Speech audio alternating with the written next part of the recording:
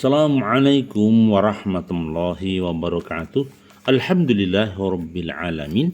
Masih bersama kami Kang Toto di Bingkai Sukamto Sastro di Mejo Channel. Berkenan subscribe, like dan komen ya. Semoga hari ini kita dalam kebahagiaan fid dunya wal akhirah. Baik. Kita awali hari ini dengan konsep cemburu. Nah, apakah ada di dalam perkawinan itu perasaan tidak cemburu? Ketika seorang laki-laki membiarkan istrinya bebas, tanpa batas, tanpa kendali syariah, bisa dipastikan lelaki tadi adalah lelaki dayus, lelaki yang tidak punya karisma, lelaki yang tidak punya pendirian. Bahkan dikatakan lelaki yang jelek. Karena tidak ada perasaan cemburu pada istrinya. Baik. Jadi konsepnya Imam Ghazali dalam kitab Ihya ya, Ulumuddin ya, Al-Ihya. Jadi telah bersabda Rasulullah SAW, sesungguhnya aku adalah pencemburu. Setiap orang yang tidak mempunyai rasa cemburu berarti hatinya terbalik. Nah, jadi ketika misalnya melihat istrinya melakukan hal-hal yang negatif bersama pria lain, bisa dipastikan lelaki harus cemburu. Kalau tidak cemburu, justru lelaki tidak baik. Membiarkan istrinya dijamah orang lain, membiarkan masuk dalam kumparan dan putaran serta pusaran dosa. Maka seorang lelaki harus tetap menjaga anaknya, istrinya dari hal-hal yang sifatnya maksiat atau gejala maksiat. Ya, kadang ada perilaku awal kadangkala membuat dirinya jadi maksiat. Maka saya katakan idealnya seorang wanita istri harus dilindungi oleh suaminya dari hal-hal perilaku maksiat, begitu. Sayyidina Ali ya, pernah mengatakan, apakah engkau tidak malu? Apakah engkau tidak merasa cemburu? Salah seorang di antara kamu ya membiarkan atau meninggalkan istrinya keluar di antara lelaki. Nah, dia melihat mereka dan mereka melihat mereka. Sedangkan di hadis lain Rasulullah SAW bersabda, sesungguhnya Allah itu mempunyai rasa cemburu dan sesungguhnya orang mukmin juga mempunyai rasa cemburu.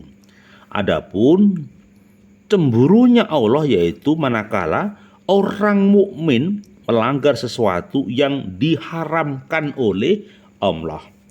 Hadis riwayat Bukhari dan Muslim. Maksudnya begini.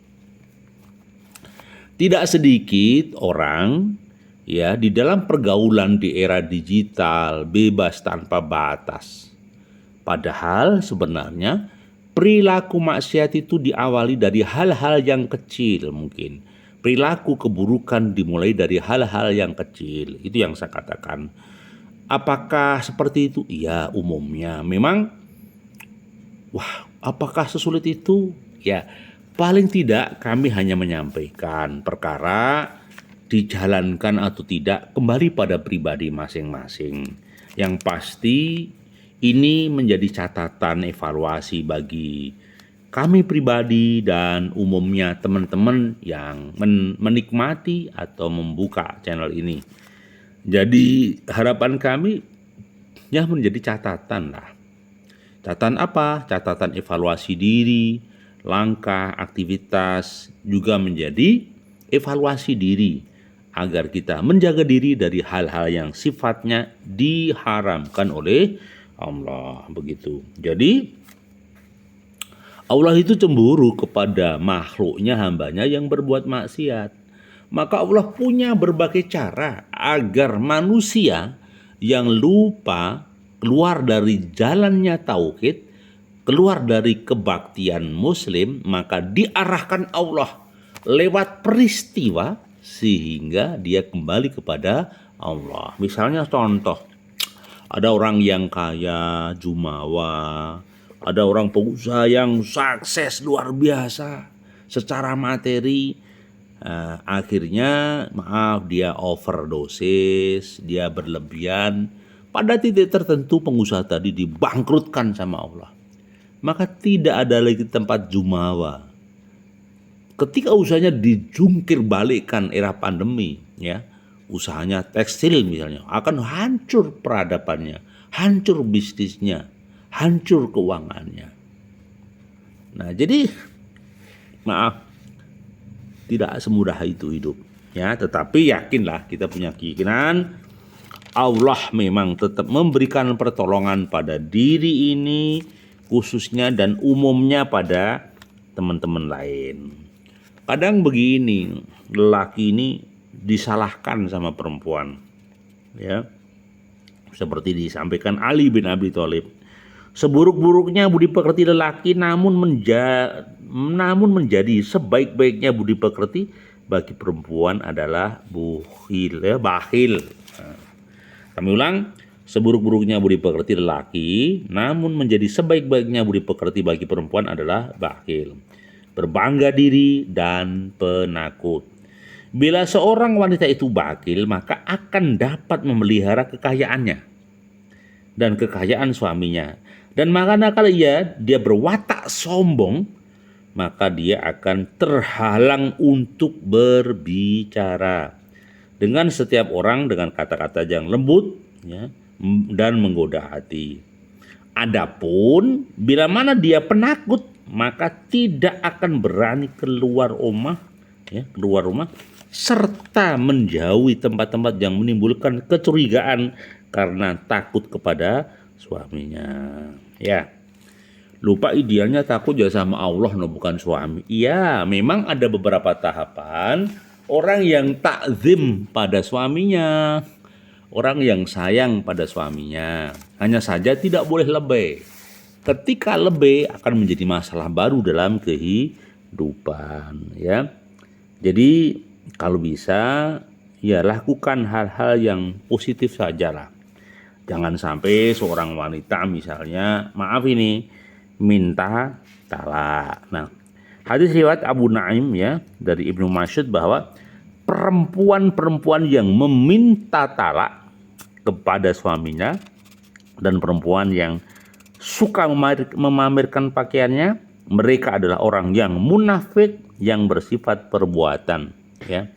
Jadi kadangkala, maaf ini ibu-ibu, maaf sosialita, kadang ketika ketemu tidak bicara tentang akidah, taklim, tapi bicara tentang pamer harta, pamer baju, pamer seragam dan segala macamnya. Harapan kita hal-hal yang demikian sedikit demi sedikit dikurangi. Karena apa?